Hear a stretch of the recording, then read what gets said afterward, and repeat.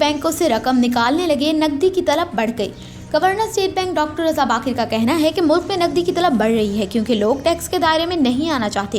गुज़श्ता रोज़ public accounts committee के इजलास में डॉक्टर रज़ा बाकिर ने कहा कि लोग टैक्स नेटवर्क में आने से बचने के लिए बैंकों से रकूम निकाल रहे हैं।